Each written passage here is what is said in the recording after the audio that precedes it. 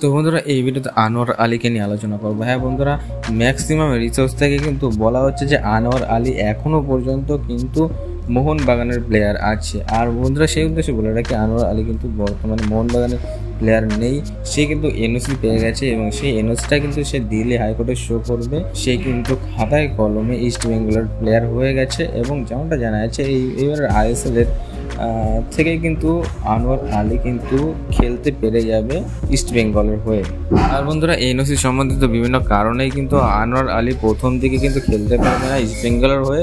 যেমনটা জানা যাচ্ছে কিছু ম্যাচ বাদ দিয়ে কিন্তু তারপর থেকে কিন্তু আনোয়ার আলী দলের সঙ্গে যোগ দেবে এবং তার ফুল পারফরমেন্স কিন্তু দেখানোর চেষ্টা করবে। তো দেখা যাক আনোয়ার আলী দলের সঙ্গে যুক্ত হয়ে দলের পারফরমেন্স কতটা ইনক্রিজ হয়, সেটা দেখার জন্য আমরা সকলে অপেক্ষা করে থাকবো। তো গুজবে কান দেবেন না, আনোয়ার আলী বর্তমানে ইস্ট বেঙ্গলেরই প্লেয়ার। তো দেখা যাচ্ছে নেক্সট ভিডিওতে। কমেন্ট বক্সে জয় ইস্ট বেঙ্গল কথাটি লিখতে অবভিয়াসলি ভুলবে না।